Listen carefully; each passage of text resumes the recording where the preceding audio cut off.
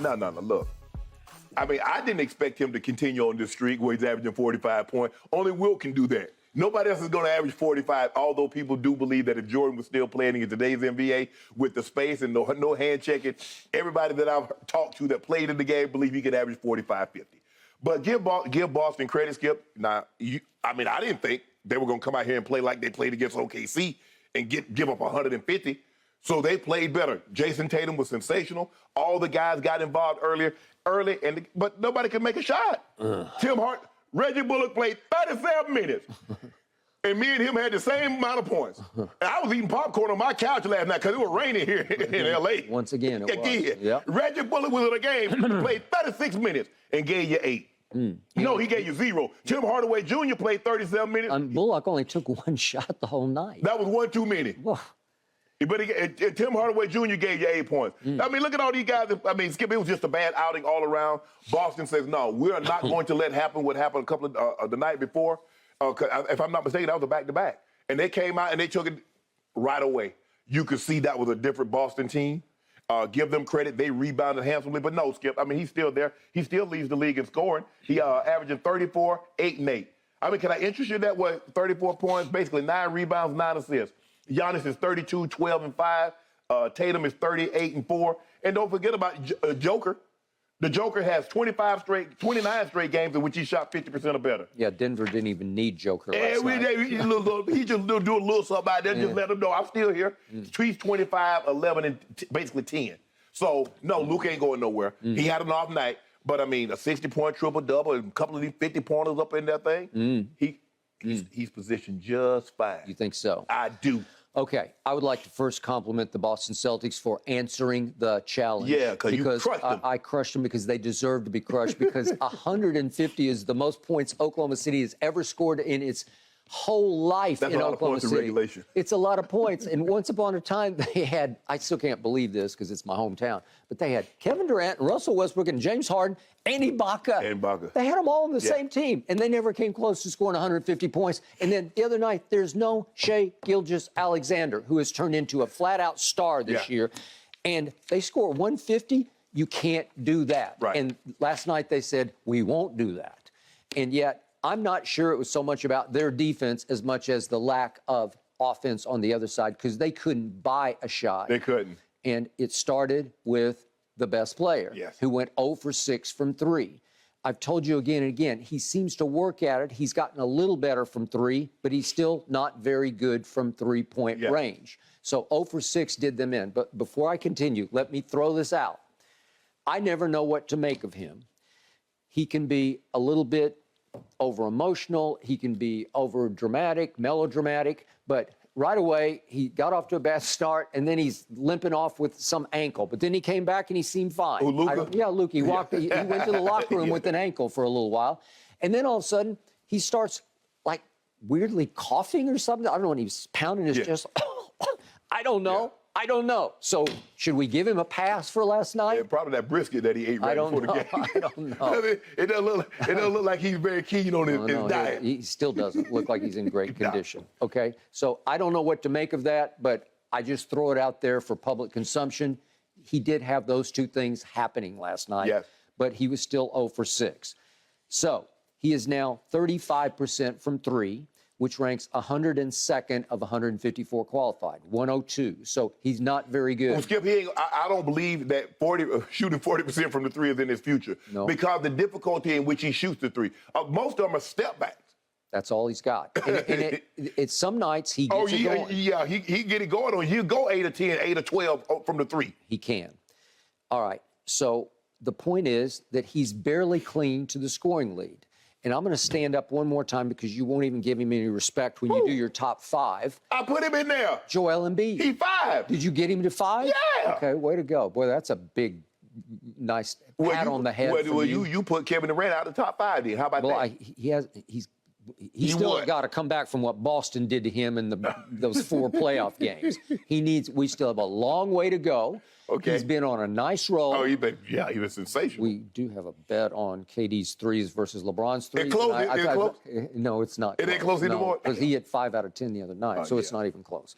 By the way, LeBron now ranks third to the bottom. He ranks 152 out of 154 in three-point shooting. We'd be probably about 139 after the Knights game. By the way, Russ finally qualified. He took enough to qualify. He is 154th out of 154. Russ, he's 27.8%.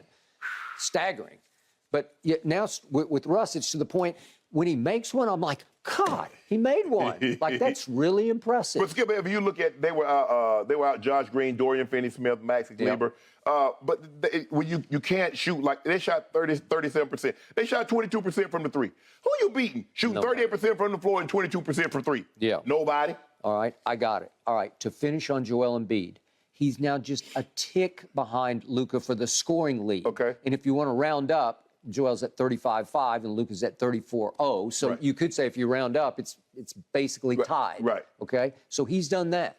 And I'm going to say it again. Joel Embiid, for those who have played at least 25 games, ranks #1 in defensive win shares. Okay. So on the defensive end, he's statistically the best defensive player in all of basketball. So you're virtually tied for the scoring lead, and you're #1 on defense.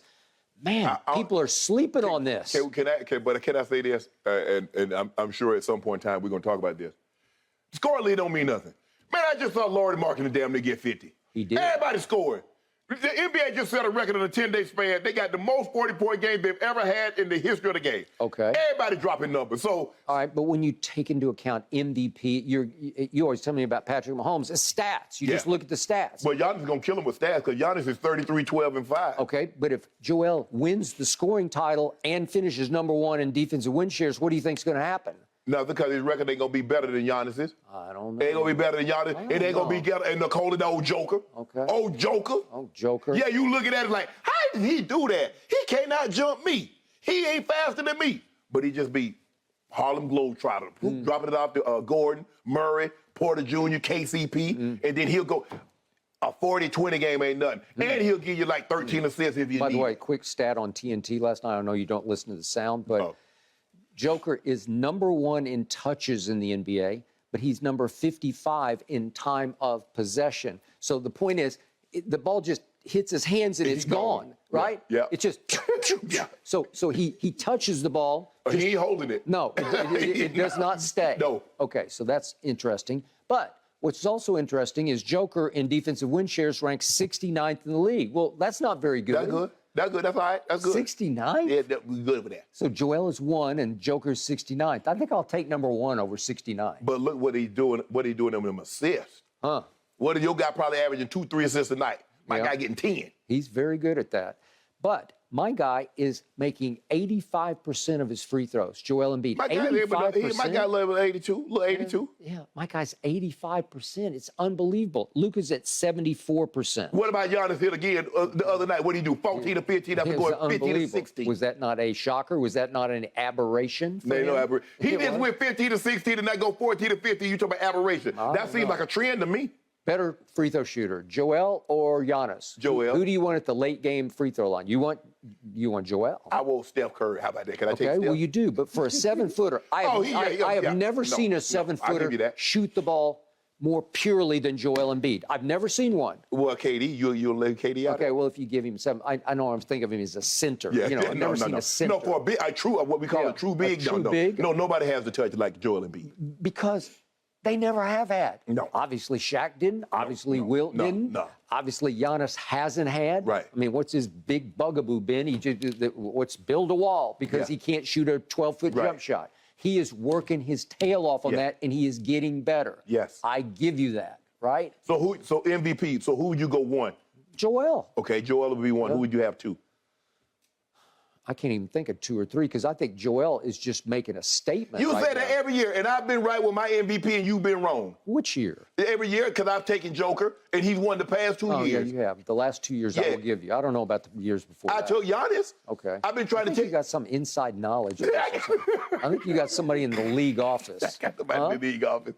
I got you. Ever since I told you Matt Ryan was going to win the MVP, you won't even bet me for the MVP. You had inside information. It was something about you were going to what's the show called where they announce it the night before the honors show. Yeah. Somehow somebody tipped you on that. Nah, Skip. Yes, you did. I mean, I was a voter for 10 years. Yeah. And so I understand how the voters think and what they see. Yeah, but you had that little grin on your face. You're trying to get me to bet on it. You knew. I had no grin. I just felt very comfortable that Mighty Ice this was his year. Yeah. Mighty Ice. Mighty Ice. That was the end of him. Yeah. He melted. The Super Bowl, after the Super Bowl, he hadn't been the same. Yeah. Luka took a big step back last night. He'll be all right. Now watch. Well, I don't know if they play tonight or tomorrow, but watch. He'll probably have another 40-point triple-double, and he'll be like, right back at it again. Okay, well, that's what everybody does. You just said. The scoring is crazy. I will say this about Luka, guys. He has been carrying a tremendous workload over his past 6 games. He's been averaging more than 40 points. That's a lot of work to shoulder every night. All right, gentlemen. Aaron Rodgers and the Packers. Can they pull off this must-win game on Sunday? It's prediction time. You don't want to miss this. Skip and Shannon make their bets when we come back.